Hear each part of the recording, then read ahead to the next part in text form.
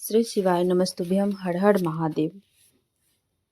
महाकुंभ के शुभ अवसर पर प्रयागराज के त्रिवेणी संगम सतुआ बाबा शिविर लोयर मार्ग महावीर चौराहा पीपा पुल नंबर 1 सेक्टर नंबर 21 में गुरुजी पंडित प्रदीप मिश्रा जी द्वारा श्री सेवा शिव महापुराण कथा शुरू हो गई है।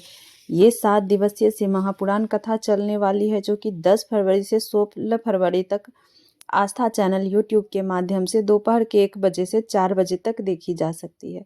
आज की कथा बहुत ही रोचक जानकारियों से भरपूर थी। आज की कथा में गुरुजी ने कुल पत्र उपयोगी सहित 17 जानकारियां दी हैं। सभी की जानकारियां आपको इसी छोटी सी वीडियो के माध्यम में से प्राप्त होने वाली है। आज तीसरे दिन की कथा पूर्ण हो चुकी है। अगर आज की कथा आप लोग किन्हीं कारणवश नहीं सुन पाए हैं तो पूरी कथा का रास्ता तो आपको इस छोटी सी वीडियो के माध्यम से प्राप्त होने वाली है। आज कथा शुरू होते ही गुरुजी बोले, सारे देवता अपना लोक छोड़ के आए या नहीं आए नहीं पता, पर इस कुंभ के मृत्यु लोक के देवता महादेव जरूर आए। नहा ने बचपन चला गया जाने दो, जवानी चला गया जाने दो, अधेड़ी चला गया जाने दो, बुढ़ापा यूं ही मत जाने दो, भगवान भोलेनाथ को जरूर भजो। बढ़ते हैं आज की कथा की दूसरी जानकारी की ओर।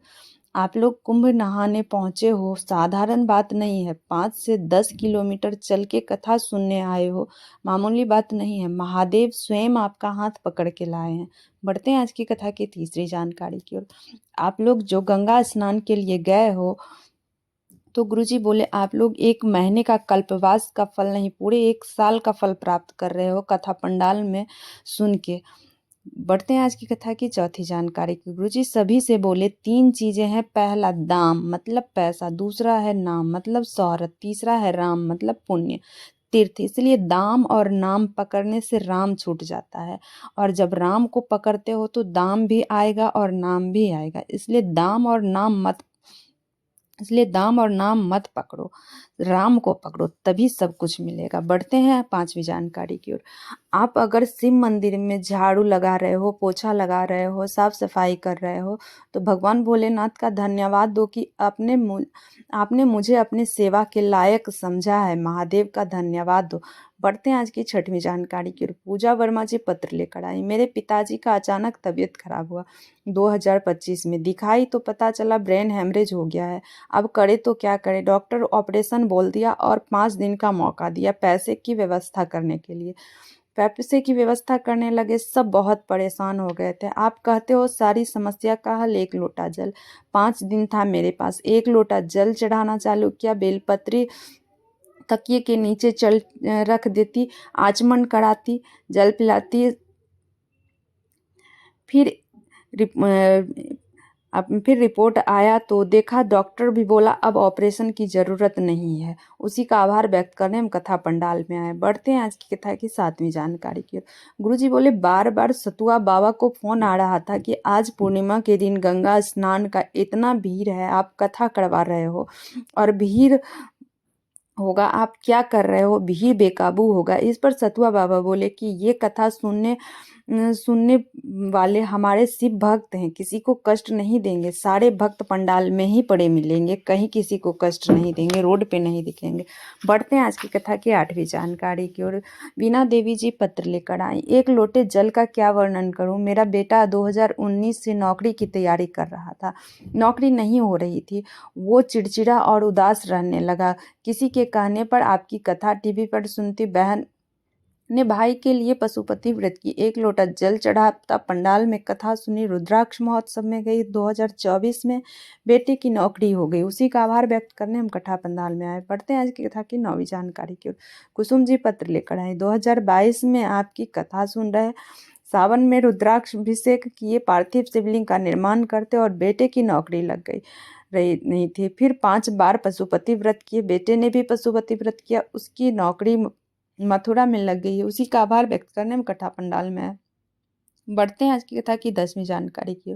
विजय जी पत्र लेकर आए। 7 से 8 साल से नौकरी की तैयारी कर रहा था, मन उदास हो गया, नौकरी नहीं हो रही थी। किसी के कहने पर शिव मंदिर जाना चालू किया, साफ सफाई करता, 1 लोटा जल चढ़ाता, नौकरी लगी। 7वें महीने में उसी का आभार व्यक्त करने हम कथा पंडाल में आए। बढ़ते हैं आज की कथा की 11वीं जानकारी की ओर।